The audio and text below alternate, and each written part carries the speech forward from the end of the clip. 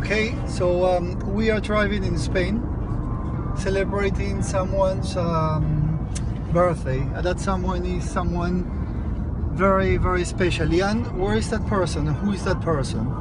That person is just in front of us in the white Kia. Hi Kirst, it's Lee, Michelle and Sleeping Vida here. We're in Spain with you, driving on our way to Malaga, and I guess let's just start by saying happy birthday, happy 40th. This is definitely one of our favorite memories of being with you, being able to share this milestone birthday with you, with the whole family. It's a very special moment for all of us, and you well deserve it. Hello. So tell me a bit more about Kirst and your first meet. Where were you? How did you meet I Kirst? met you through Kirst, actually. We were at the supper club, and my That's friend... the product. Didn't happen that night though. So my friend Mauricio says to me, look, I'm with Kirst and she's got a beautiful sister. Why don't you meet her? And that's how I met Kirst. And since then, it's been, she became my hermana, the sister I never had. That's amazing. Kirst, so I met Kirsten in Joburg when she was living there at the time, and she tells the story about me asking her on a date, or actually no, a lot of us were supposed to go to a movie and other people cancelled and it was only me and Kirst left, and she describes herself as being nervous for the date, but we went to the movie and it was the beginning of a beautiful friendship. Lovely. So Kirst and I met when we were 6 years old, the same age as Sebi. And we met on the field. We were just meeting all the new friends and we ended up on the field together, sat down next to each other and just started chatting. And I think we both asked each other if we wanted to be each other's friend, and we said yes, like there were no games. So I think it was 2012 and it was in London, and as she always says, I was her greatest acquisition of 2012. Kirst did actually ask me out on a date to go see a movie. We went to go see that movie Without Any Words, and we hit it off straight off. We had first met through Shish though at a dinner, and then I think she liked the look of me. Yeah. Okay, my favourite memory of Kirst, which I might actually get wrong, was when we were living together in Golders Green, all of us in a house, and Kirst and Lee had just gone away for the weekend to watch a rugby game. And I think they'd gone to Scotland because I think the rugby game was in Glasgow. And when they came back, I said, so Kirst, like, how was the rugby? Oh, it was great. I said, were there lots of South Africans? And she said, Jules, there were a lot of South Africans, but I was so surprised. There were way more Scottish people than South Africans. And I was like, Kirst, it's in Glasgow. Like, obviously there were more Scottish people, like Glasgow is in Scotland. And then she kind of went blank and went, oh! As if she'd only just realised that she was in Scotland and hadn't realised that Glasgow was Scotland. Pick one. So we were traveling in Italy and Ryanair, I think, and obviously you're allowed like really small luggage on Ryanair, and Kirsten kept failing the weight, that she couldn't get through security because her luggage was too heavy. So eventually she takes everything out of her suitcase and she's wearing all of her clothes and her necklaces and she's like walking like this, and we realize when she goes through security finally, she's got about 5 old locks on her suitcase. Oh no. And that was the reason it was so heavy. Oh, prison break. About one of my favorite memories of you doing something silly, of which there are many. I guess it would have to be Glasgow circa 2000 and 2012 maybe, can't really remember, 2011. It would have to be probably after taking a long-awaited shower. Kirst didn't realize that actually she picked up the wrong wellies that were about 2 sizes too big for her. She didn't realize until we got to one of the main stages, or maybe it was the bar. It was a very muddy Glastonbury, very muddy year, and Kirst found that she couldn't actually get her feet out of the mud. She couldn't lift her feet or the wellies out of the mud, and she kept falling over, and we had to basically save her, and this went on, and she was exhausted because she could barely walk, and she basically was just stuck in the mud, so much so that it ended up in tears and we missed Coldplay.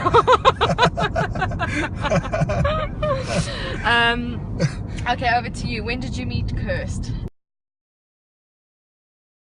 And we were meeting Gaynor for lunch at a restaurant in Willie Point, and I was driving my car, a little Hyundai i10, and I pulled up to try and find parking, and I could see like a tiny little gap where I could possibly fit my car in, and I thought to myself, no, there's no chance. There's no chance. So I was like, I didn't park there, and I went inside, and Kirst sent me a message. She's really sorry, she's running a little bit late, but she'll be here soon. Next thing, this white little Hyundai i10 screeches around the corner. She sees this little gap, and she literally pulls right in like 2 seconds, like in with the baby in the back, with a little baby's push trolley thing. What do you call it? Sorry. Push trolley. What is it? What I've actually just got with a baby's I'm not sure if this is a story of that I'm allowed to tell on TV. Yeah. Thank you. So if we had to think about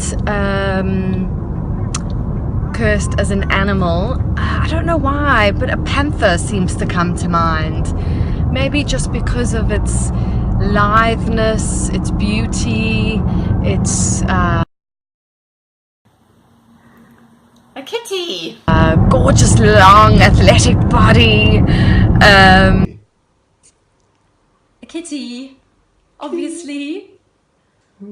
Light color, and it just, I guess a panther is just a kind of creature a Persian cat with big blue eyes.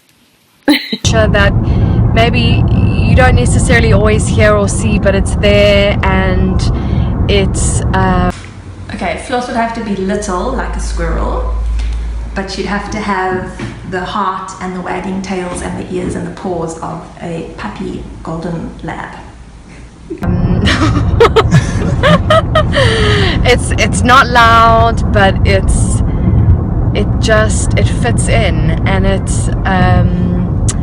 it's beautiful, and it knows what it wants out of life, and it just gets on with it. I haven't got any question about which animal will I describe her. She's just a kitty, one of the special kitties.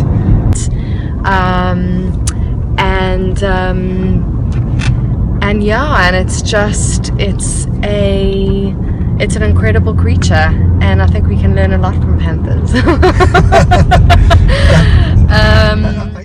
Question 3. What's your favourite memory with you and Kirst together? Could be an evening, a holiday, etc. Oh, so many. That was probably one of my funniest memories of Kirst. And just too many holidays to name. I don't know, Ibiza, Rome, festivals. Like, I just feel like don't remember London without like Kirst, those first like 5 years in London. Brilliant. Together. Okay, my favourite memory with Kirst is just a silly little memory, but it was a couple of years ago when Kirst and Lee came to stay at me in Cape Town over December. And Kirst and I went to bed one night. I think we were probably a little bit drunk, and we woke up a bit hungover, and we were lying in my bed, just like not really getting up because we're not so great in the morning. And then I started playing this song, Kirst, because I know you won't remember it.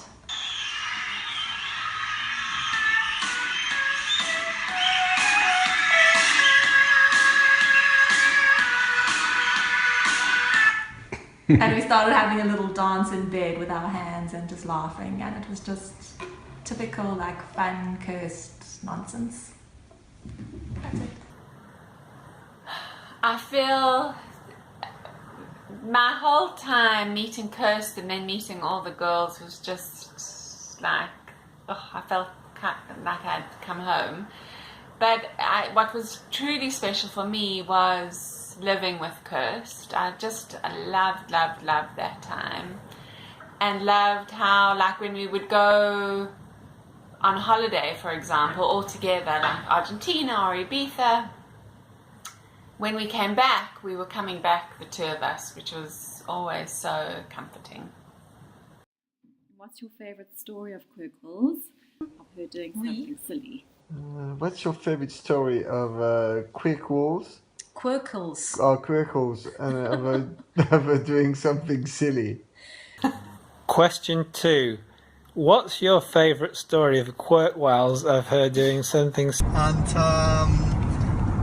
And yeah, it's an amazing group you have formed, all the kitties.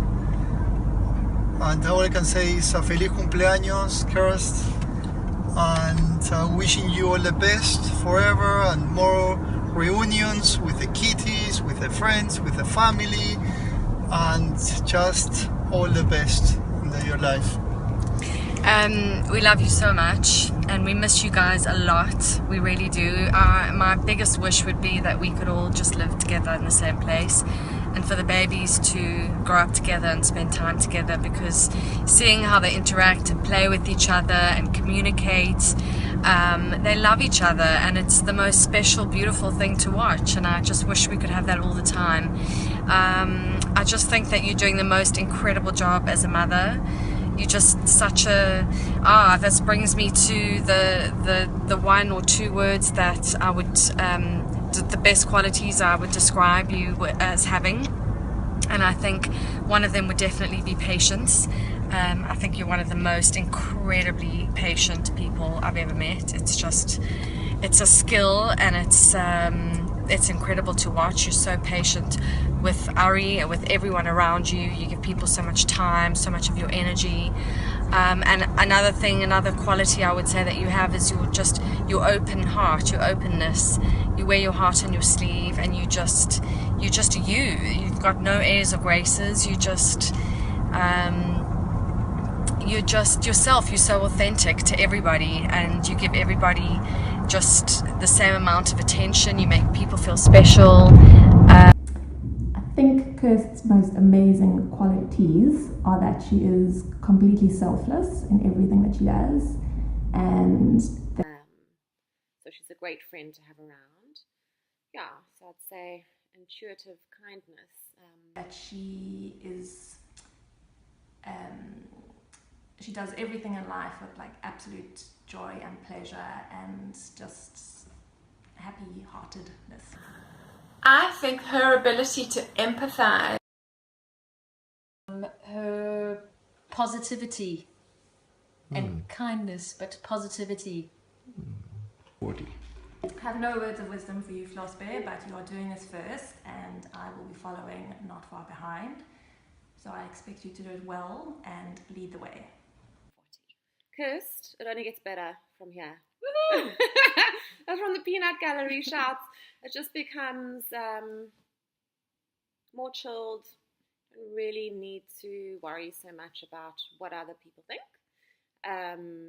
You just do things how you want to do them and enjoy it at the same time, because I think by this point you know who you are and you don't have to make excuses for anything. And we all love you for that. Oh, I really don't have any words of wisdom, except I really think just to stay you, be yourself. I don't think that we could think about think of a better way of spending your birthday with you than all being together, and that's thanks to you and Lucky organising this all.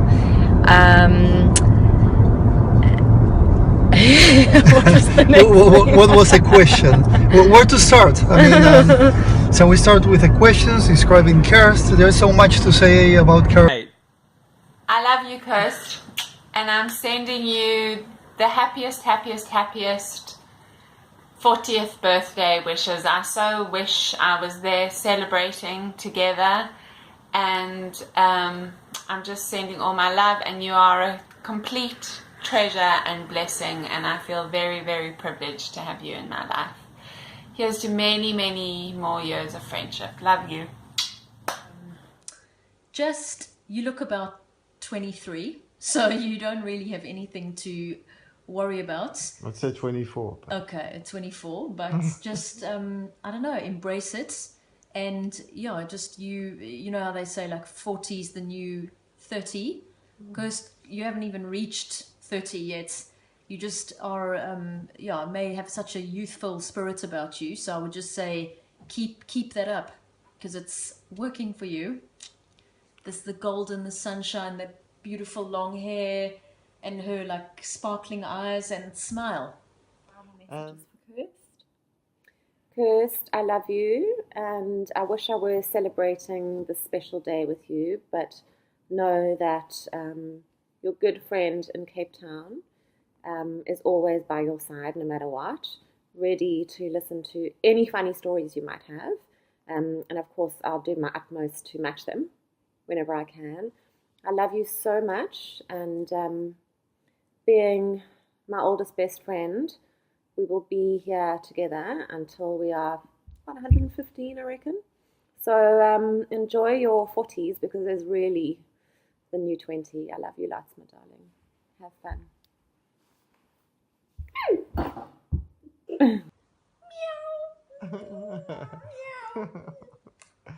Okay, we're gonna add some little stuff over the video on your face to look like a kitty, maybe. Like emojis. Emoji. Say I love Kirst and your birthday. No, sorry, I shouldn't say that.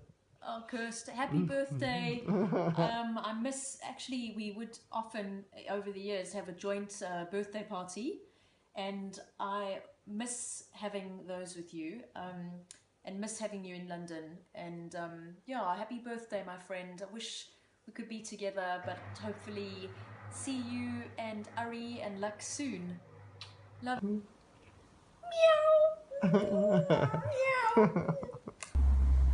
Ready? Okay.